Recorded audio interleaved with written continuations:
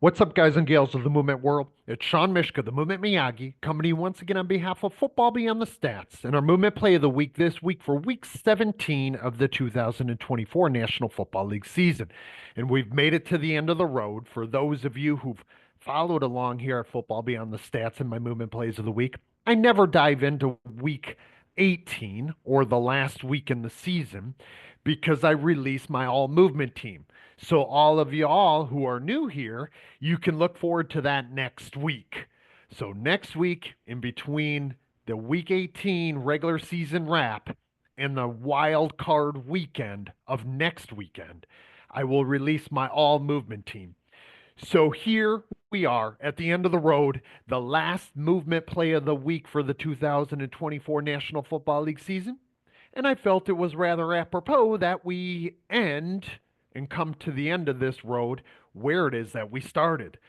Lamar Jackson, week one against the Kansas City Chiefs with Isaiah Likely, finding their toe tap with the riding the wave type of motive and theme, finding it yet again here in week 17, now against the Houston Texans on Christmas Day, putting themselves in the spotlight just as they have so many times over the course of this NFL season. We're going to look at two Lamar Jackson plays here today. And if you don't like it, go ahead and hit the exit button right now if you think that I'm featuring Lamar Jackson too much. Of course, we saw him in week one. We saw him again in week three against the Dallas Cowboys, and particularly putting Micah Parsons on a poster. We're going to see him put Danielle Hunter on a string here today. And we're also going to see him set the NFL career rushing record for quarterbacks. So, without further ado, let's look at the movement skill savant that is Lamar Jackson, doing his thing, doing it in ways that other people can't. So, two plays here today. This first one that took place right before halftime. So, as usual, 100% speed. Let's look at it a couple times through.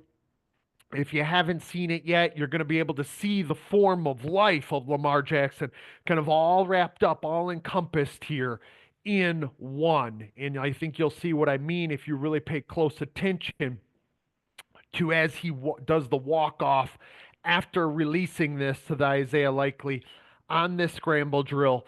Obviously, doing scramble drill with Lamar Jackson is a different sort because you never know where he's going to be and what it is that he's going to be doing back there. I can only imagine what it's like to see it from that actual perspective if you're Isaiah Likely here. Initially, very, very well covered by the Houston Texans, but you can only do that for so long. Again, against a guy like Lamar Jackson, where there is only one of one.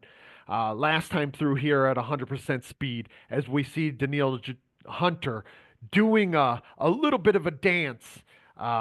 And good thing he has done as much work as he has with the footwork king because that's exactly what he had to do on that respective play.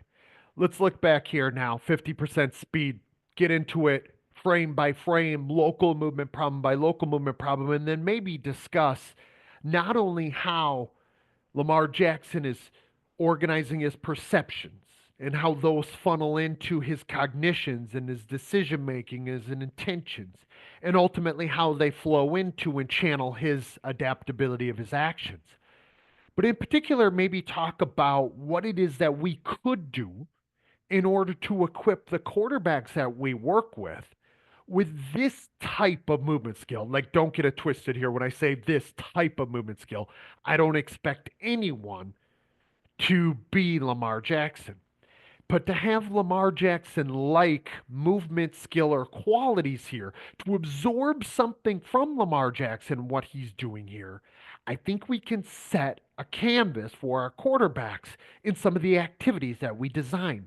A really easy time and place to do it would be in Indy if any quarterback coaches could get their mind out of the perfect rote rehearsal and rote repetition of perfect mechanics. But we'll get to that when we can. Let's look at this again. Tell this movement problem solving story. Look at how Lamar Jackson rides this wave. Again, remember what I mentioned earlier. This was initially really well covered. And when I think about this, I'm going to go ahead and assume that the ball was initially intended to go right here, right now. But of course, being well covered fairly well here, and here's Stingley down here with his back turn, which is a hard ask as he's looking to try and determine what might be coming into his zone and into his space. Now, typically teams here, even though they were in an eight-man box with the Texans, they are going to have one or maybe even two spies to a certain degree, especially in the red zone. And we might be able to proclaim or expect that this backer here, and then Danielle Hunter, who's about to start chasing to keep Lamar bottled in, that is their expectation. They are spying, and who knows what the Texans' rules are here for Lamar's for spying in Lamar, because you never know when he's going to take off, because he's always in danger of doing exactly that. He's always in danger of just saying, I'm going to tuck it and run and make something happen. He's also always in danger or always a threat to throw the football. And that is the thing that I think we have to think about here is we look at this constant mutual reciprocal exchange between problem and solution. They're changing states of organization, but also how behavior affords behavior.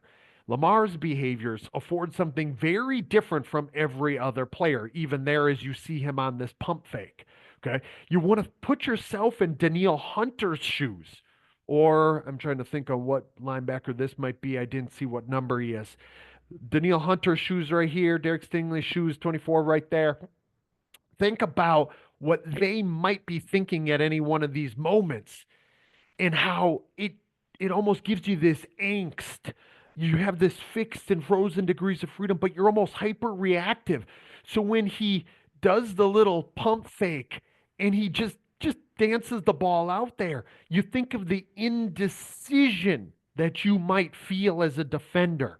It's that affective feeling, how those feelings are going to maybe channel your own perceptions. Oh my, like it's like this, it's almost like a magician, if you will, like pulling the cat out of the hat over here so you can move something over there. I mean, that's the way it feels to a certain degree, just because of that, which what Lamar can do. And as you watch this 50% speed, I want you to really pay a close attention to these two guys, because you'll see sort of how they interact as Lamar moves. And you can almost just, now that you're fixating and focusing on them, you can almost feel for them, that which what they might be feeling, or at least I can, having seen players in these types of scenarios and situations before. Now, Danielle Hunter, who is a perennial Pro Bowler, okay? Like, let's not get that twisted. Let's not miss that forest through the trees. Not always the most fleet of foot in pursuing scrambling quarterbacks. Me having seen Danielle here over the years in Minnesota, playing opposite of a number of my guys, Everson Griffin for one for a number of years, and then Anthony Barr as well, who would have played in unison, in synergy with him rushing the passer. So I've seen a lot from Danielle, and this isn't his strong suit, okay? His strong suit is beating a tackle and making it by him and then putting a hurt on quarterbacks, not necessarily chasing down quarterbacks in the open field and in a phone booth. And this is a hard ask for anyone. But let's look at this intertwined, interwoven nature here, how behavior affords behavior between Danielle. And look at how Lamar actually just puts him on a string. Okay. And I could watch this over and over, and I already have. As you look for Lamar buying time, or we look at Lamar buying time with a guy like a Danielle Hunter in this tight space. I mean, think about this condensed phone booth and how quickly it becomes a phone booth, and how Lamar has to look to. Now, look at it here, what he might be looking at. When I say to and through, right? You guys probably knew where I was going to go with this. As Lamar is trying to survey what might be open, he's looking through all of these Texan defenders. Danielle right there. We see these layers of defense that the Texans have set up. And like I said, initially pretty well played, and played as well as you probably can.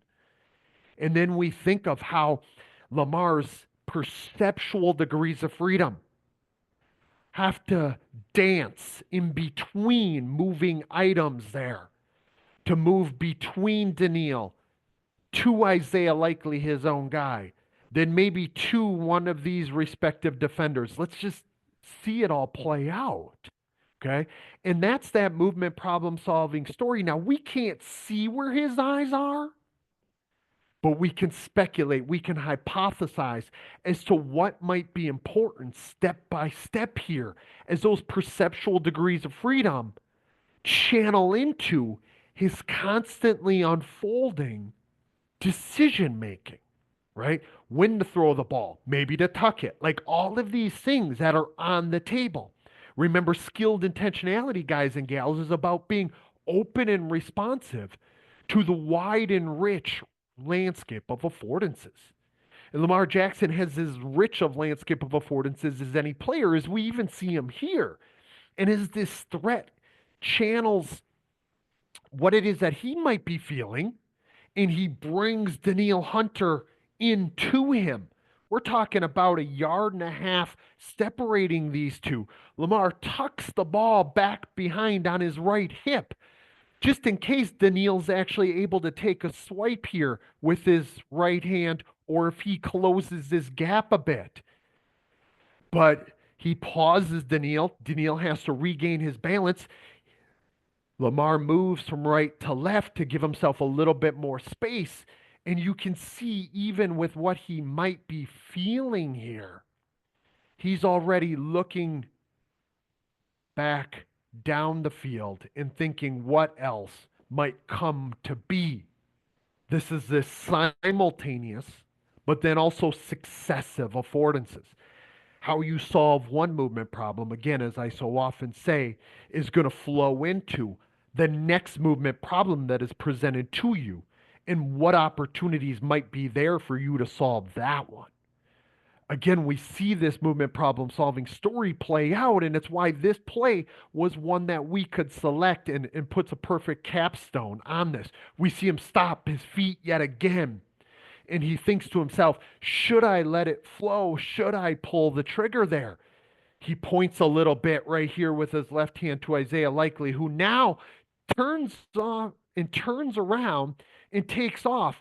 Now Lamar has to buy even more time because Daniil is back up in his shit, back up in his grill. And you see this all kind of play out in slow motion. Don't miss the forest through the trees. It's like a finger pointing to the way to the moon. And right now, Lamar Jackson is that finger. He points to the moon right there.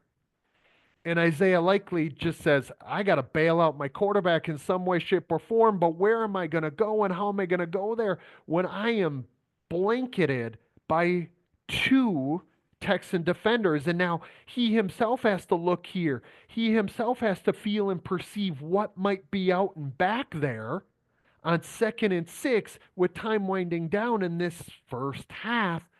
I don't know what's happening behind me and what my guy is doing back here, but he's doing everything in his power in this phone booth to get away. And now, as soon as Lamar points, he knows all he has to do is buy himself a little bit more time, which is what he does. Again, I'm belaboring this because it's deserving. He points, gives himself a little bit more time, 1, 2, 3 steps, tosses the ball to where only his guy can get it.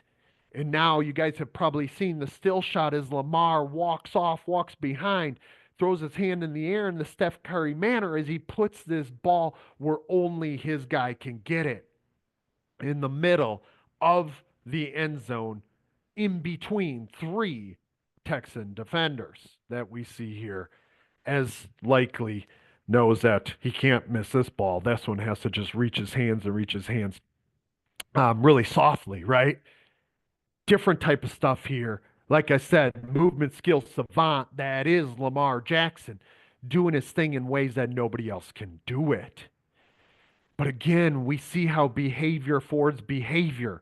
Let's watch it from the other angle. And then let's think about how we might be able to set up movement problems that could channel this before we get into Lamar Jackson's record-setting play. Okay, there's the pump fake again. Kind of look at that, which what Lamar Jackson might be seeing here, what it is that he might be perceiving. Okay, and right now we see a bunch of black jerseys with, maybe not too many options for Lamar himself. I'm actually surprised right here, even though new Lamar Jackson, 2024 Lamar Jackson, is looking to throw and throw first.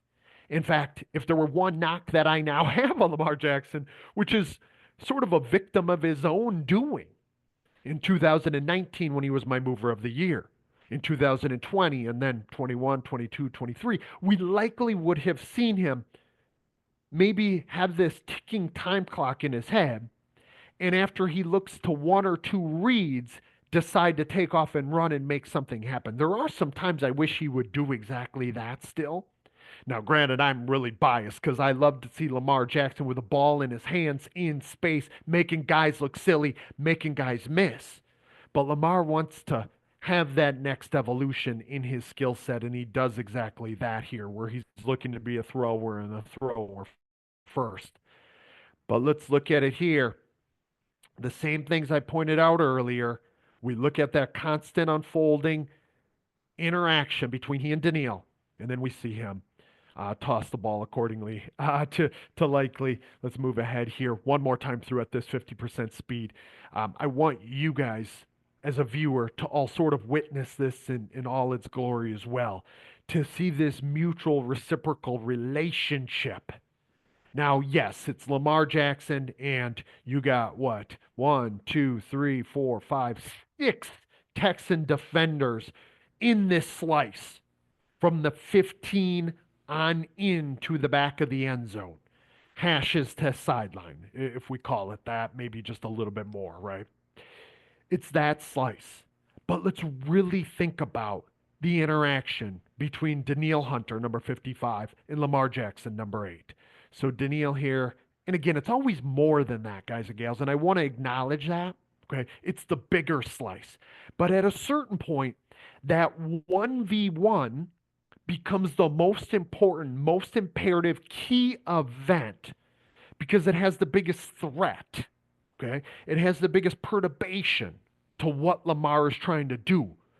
That Daniil, depending on what his rules are for being a spy here in this situation with Lamar, and who knows exactly what the Texans are telling him there, that at a certain point he has to make a judgment call. He, being Daniil Hunter, has to make a judgment call as to if to pursue and pressure Lamar more as he attempts to keep him at bay, to keep him in a passer mode first. Okay. And that's why you see Daniil kind of acting in this way. He's indecisive right now, doesn't know exactly what Lamar's going to do. And as the space closes in and as time elapses, panic ensues to a certain degree, and he has to make a decision to start chasing him and pressuring him harder. He does that now, and now, again, I'm not knocking Daniil Hunter here because this is a hard ask. I'm not sure how many defenders in the National Football League in a phone booth are going to be able to bring Lamar down in these situations. Okay. You really can only think like we saw Micah Parsons in week 3 get embarrassed on a few occasions against Lamar Jackson. We've seen the best of the best, is my point, against Lamar Jackson in these situations, not be able to have the movement skill to bring him down. But you see this how perceptions, cognitions, and actions come to play and they play out. Okay. And that's something I wanted to show you all there. Um, Now, let's think about this, what we might be able to do to channel and train it. Okay. In our learning environment, what and this would be for both parties now. Okay. This would be for a Lamar Jackson or this would be for the defender in a Daniil Hunter. Okay. What we would do, or what I would advise doing, and I talked a little bit about this, I want to say it was on the Jaden Daniels Hail Mary play, where we might put a simple cat and mouse for our quarterback. Okay. Let me see what I can do here to draw upon this just again briefly. We might give the cat and mouse box. Let's. It probably wouldn't be this amount of space. Let's let's say it's about this type of workspace. Okay. And I realize that these are double arrows. Just bear with me. Okay. I might give this type of workspace and have the quarterback, just as it's about to play out, be starting in the space. Okay. Simple cat and mouse, quarterback and rusher. Okay. Daniil Hunter, or the guy who would be playing a Daniil Hunter like space, would be looking to enter the space and attempt to tag or, tackle, simulate tackle, bring down said quarterback, while the quarterback would have a defender and a receiver down the field. Okay. And now here in this case, it would be an Isaiah Likely, maybe a Derek Stingley, that type of. So it would be 2v2, the cat and the mouse initially in this workspace.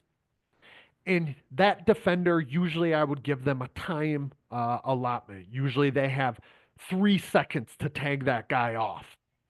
This, let's just say if we're going to stick with Likely and Stingley, this guy, I usually wouldn't have him start this close to the cat and mouse box. And then this guy would be attempting to have a dyadic relationship themselves where this individual's attempting to get open and the quarterback can throw the ball to the downfield receiver whenever it is that he sees him get open. But he is trying to not throw it and throw it quickly. He's trying to make a play, whether it's in reaching the first down, here maybe in this case, or scoring a touchdown. Okay. You could do this in any number of ways. The intentions could shift, the intentions could change. You could that they have one play. Maybe it's fourth down and you want to simulate that.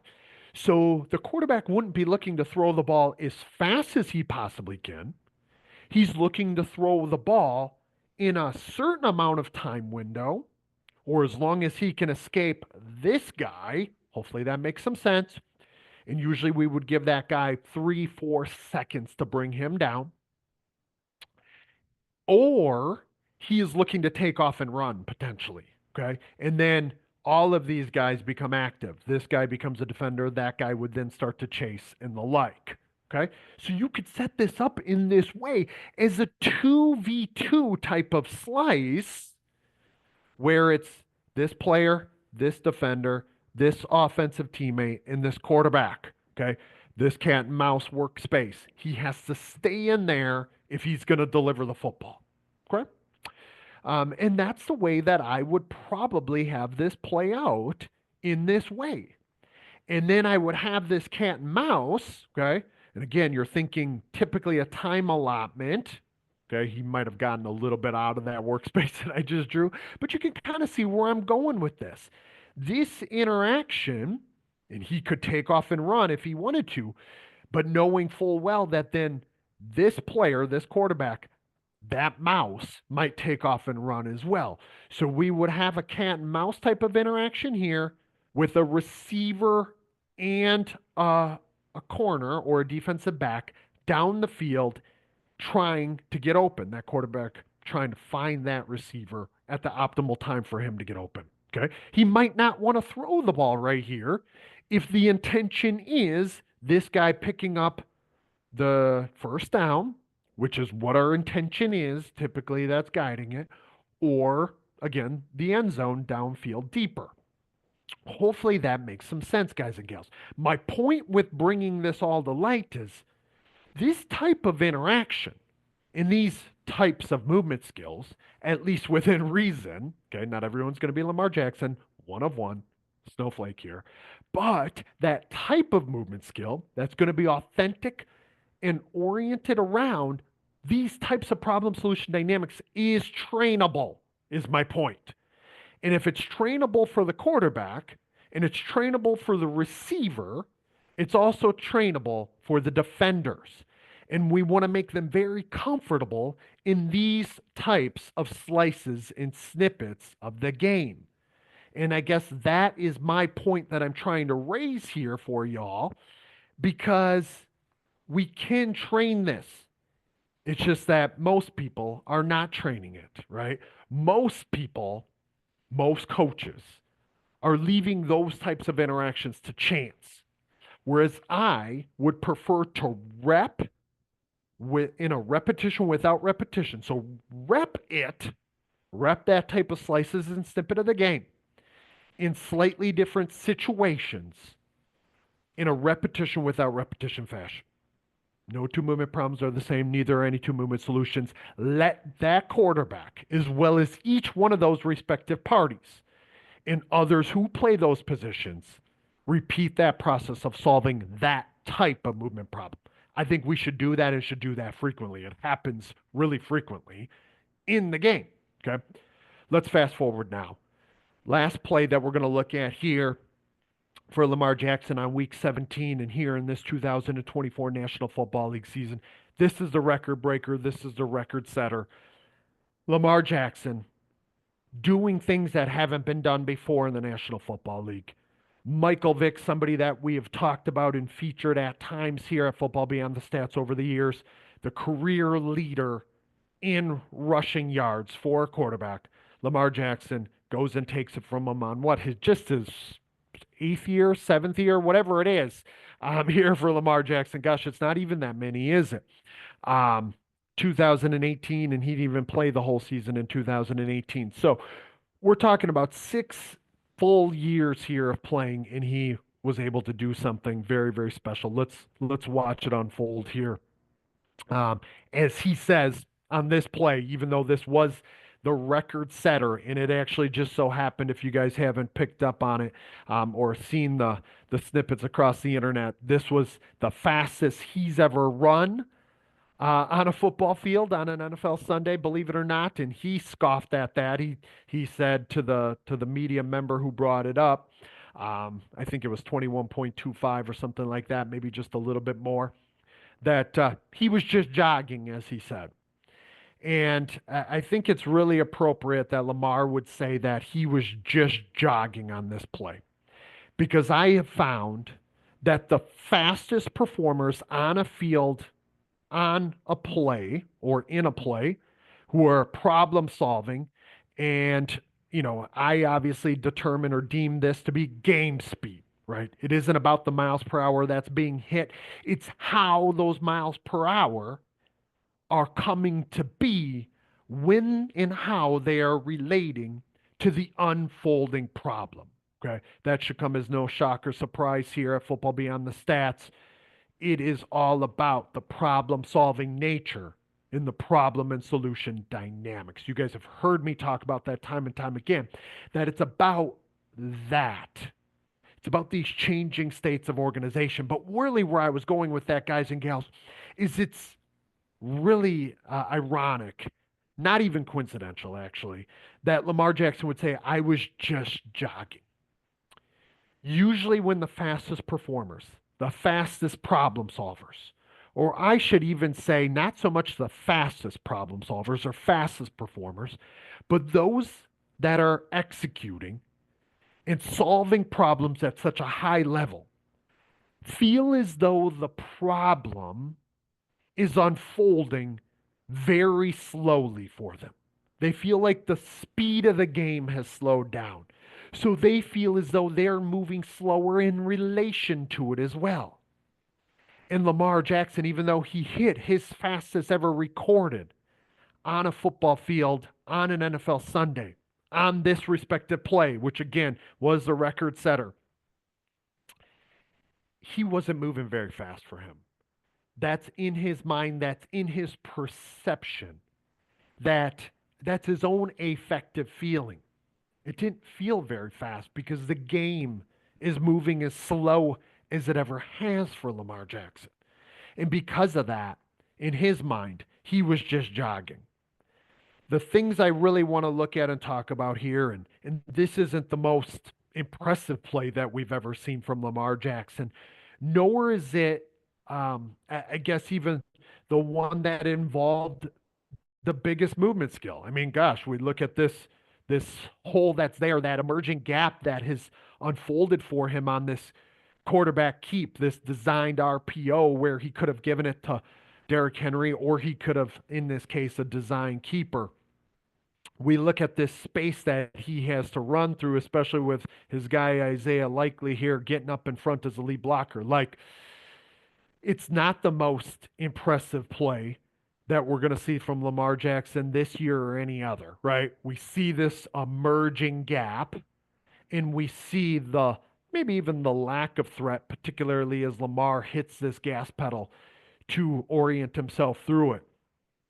I mean, look at how much space is there. We see where the major threat is going to be as this cat takes off and starts chasing him, right? But I really want to think about perceive to act, act to perceive, this constant mutual reciprocal exchange. Let's look at how much Lamar Jackson is on this perceptual search as he locks in, as he zeroes in on that major threat. Watch how long he gets the update of him, looks back at him, and now this is probably like Usain Bolt off to the races, gloating against his competitors in an Olympic final. It's kind of the way that it felt to a certain degree. Usain Bolt looking over at Andre DeGrasse in the Olympic final, right? It's kind of the way that it felt to a certain degree in that Lamar Jackson is just moving and solving problems in ways that other people haven't. And because of that, he's able to do some things and gloat accordingly. Perceive to act, act to perceive is tightly coupled as it has come since we've been investigating movement skill here at Football Beyond the Stats. Let's see it at a couple more angles here, which, as Lamar Jackson, again, I don't know if he knew that he set the record at this point or not, as he's about to do his dance. I would have to assume, and I do believe that Michael Vick was one of Lamar Jackson's heroes, but Lamar has taken that torch and is bearing it and taking it to the next level. Okay. Let's watch it in slow motion. Yeah, we can't see his eyes exactly. Yeah, we don't have an eye tracker to see when he's looking at things and what information he's necessarily gathering and detecting there and how it's channeling and informing how he moves.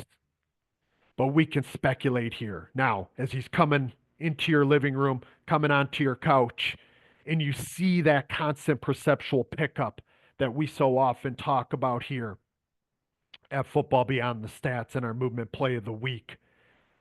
Put your players in situations like this, 1v1 in the open field where they're changing situations, where they can start to feel so comfortable with what's unfolding for the movement problems they're facing that they're so tightly connected to it that their movement behaviors just flow from the what is, from the what's there.